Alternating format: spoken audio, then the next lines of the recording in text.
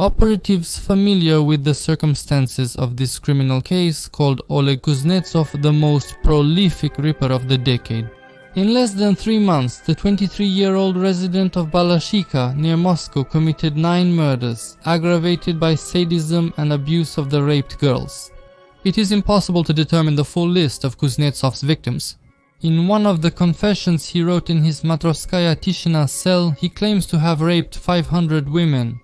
In other statements he reports 18 murders, gives the years, recalls details of the victims' clothing, the time of the attacks, addresses, names, and other details.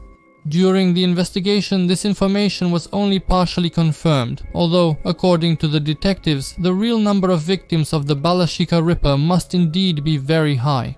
Reports of being forced into sexual intercourse, especially in small towns and villages, are rarely made. Victims tried to hide their misfortune from neighbors, co-workers and relatives. They preferred to forget and escape from the terrible and humiliating memory. This fact must be considered. Kuznetsov had excellent looks. More about his physical abilities later. He easily got acquainted with girls he liked and could make a good impression. A fair-haired, masculine, athletic-looking guy with a white-toothed smile and a clear gaze immediately won people's trust. And only when he was alone with his intended victim did he turn into a cruel and lustful beast. What he did to the bodies of the unfortunate girls is impossible for a normal person to even imagine. However, the question of his sanity was resolved positively. The experts at the Serbsky Institute did not find any mental disorders in the maniac. Thus, the court's death sentence by firing squad surprised no one. According to the doctors, this is not a mental illness, but a monstrous, unbelievable selfishness. It is this quality that explains not only the motivation behind many of his wild actions, but also his belief in his own unique masculine virtues. From Kuznetsov's testimony, I told her plainly what I wanted and promised to let her go. After we had sexual intercourse, she told me straight to my face that she would turn me in to the police. That's when I completely lost my temper. I suggested we take a walk for about half an hour, promising to walk her home afterwards.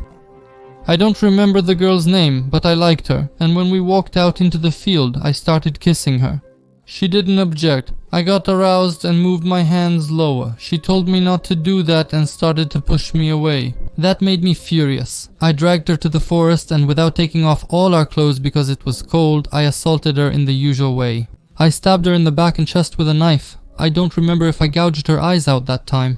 As for his physical condition, he did not complain about his health.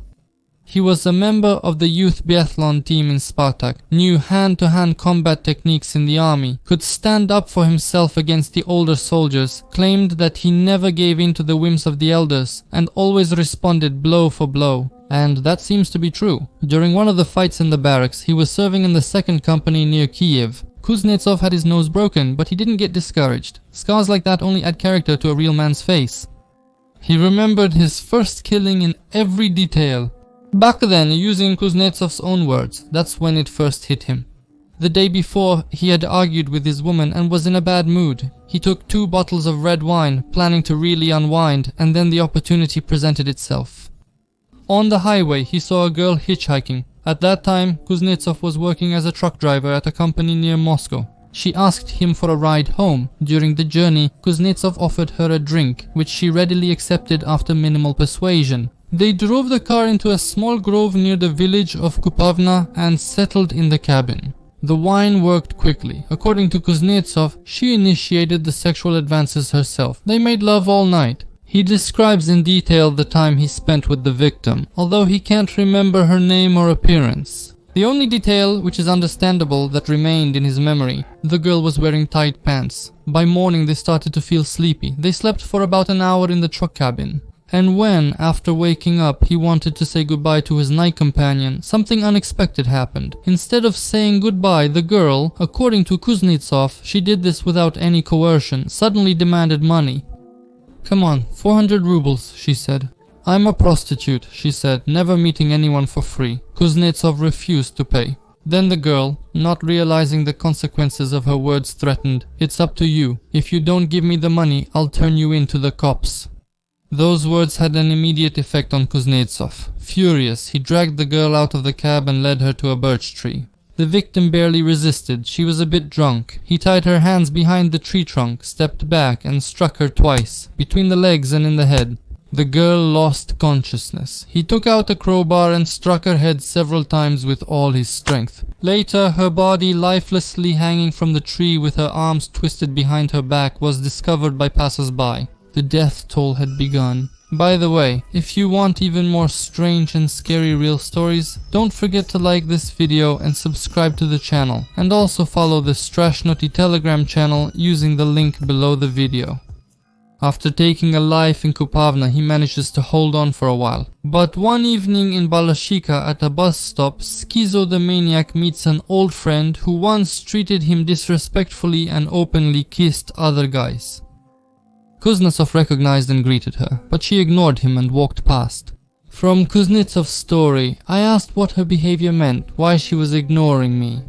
She tried to run away, but I caught up with her and took a pocket knife out of my jacket pocket. I didn't want to stab her just to scare her, but somehow she knocked the knife out of my hand and I never found it afterwards. Then I dragged her away from the road and explained that I had treated her like a human being, that I hadn't forced her to have sex. And since she treated me like dirt, that means I'll punish her. After having sex with her, she didn't resist. I made her get on her knees and had intercourse with her from behind. It lasted only about 2 minutes. Basically, I didn't want her, I just punished her that way. When she got up, I said this would be lesson number 1. Then I hit her a couple of times in the stomach and in the face, saying that this was lesson number 2. She begged me to release her, promising not to inform the police. I trusted her and let her go. The very next day, the police start looking for the maniac. He suspects who gave them the information. The girl still had Kuznetsov's home phone number from a long time ago. Following a friend's suggestion, a man hides when a local police officer arrives at his home. First, he stays with an acquaintance in Balashikha, and after he is almost caught by the police, Kuznetsov goes to Kyiv. There, since his army days, he calls his absences from the military unit self-propelled leaves in his testimony. He has quite a few female acquaintances among his girlfriends. However, in the capital of Ukraine, he didn't visit his old addresses. He preferred new experiences and fresh adventures. In Kyiv, right on the bus, he meets Alla N. From the very first day, they have a very good relationship, and they even apply for a marriage license. But gradually, his new girlfriend starts to irritate him, he loses control of himself, and frequent arguments occur. As Kuznetsov testifies, he would snap after seeing Alla off to work and go out seeking something to do. The result was 4 ruined lives. The victims were not only raped and killed, they were tortured with particular cruelty. The maniac cut their eyelids with a knife, gouged out their eyes and inserted sticks into their genitals to destroy traces of semen. Escapes were rare. Kuznetsov doesn't remember the typical assaults, as ordinary events were insignificant there. After another crime, when he robbed the victim, took the boots off the dead girl, pulled a wallet out of her purse and tore a cross from her neck. He returns to Moscow. Before his arrest, he had ample time to wander. When the urge struck, he ventured out into the street. His favorite place to meet girls he liked was the area around Izmailovsky Park. He would make explicit propositions, become aggressive if rejected, commit rape, and, fearing exposure, take their lives. One of the sadist's victims had a stick forced into her vagina to a depth of 62 centimeters. It was after this crime that he, in his own words, went out to get some fresh air. The last of the 10 murders proven by the investigation were committed by Kuznetsov near the Izmailovo shopping and hotel complex. The beginning of the acquaintance was traditional. "Do you have a cigarette, please?" The girls who were friends offered a cigarette, but they were too playful. "I don't need anything else." Of course he really wanted it, especially with the younger of the friends. They went for a walk in the park. The one he liked walked a little ahead, while the other walked beside him. He took out a knife. Why? An unnecessary witness. He stabbed the girl in the neck twice, but either the knife slipped or the girl managed to react in time. Bleeding and screaming, she ran away. Terade, who had gone out for fresh air with the maniac, was now the only one left at his mercy. He dragged her deeper into the forest. Twice she tried to break free, and each time she immediately received a hard punch in the stomach. After that, the broken victim didn't try to escape. Kuznetsov ordered her to undress. She took off her clothes, lay down on them, didn't scream, didn't cry. After finishing his business, he took out a knife and stabbed her twice. The girl, who was given strength by despair, tried to break free, but the biathlete with a sports rank, of course, left her no chance. The victim, like others, pleaded for mercy and vowed not to contact the police, but the attacker didn't believe her. Finally, making sure that the girl showed no signs of life, he gouged out her eyes and left. He was detained early in the morning on March 26, 1992. Investigators found the address where Kuznetsov was living with his caring girlfriend. The detectives approached him when he boarded the tram. "Your ticket." Kuznetsov immediately realized who was in front of him and did not resist. They found a knife in his bag, the one used to kill the last victim, and discovered other evidence. And later, in a secluded corner of Izmailovsky Park, he himself showed where the girl's body was buried in the snow. This crime only became known after Kuznetsov confessed in his testimony. The maniac claimed that he wanted to meet girls in a good way, hoping it would help him calm down. But it happened that they contradicted him, and he lost his composure and control over his actions. After his arrest, Kuznetsov confessed to all the deprivations of life and abuses, including those that were unknown to law enforcement, and pointed out the locations where the crimes were committed. During the search, women's belongings were found at the maniac's place. On December 1, 1993, the court sentenced Oleg Kuznetsov to death by shooting, but he was saved by the moratorium on the death penalty. The execution was replaced with life imprisonment.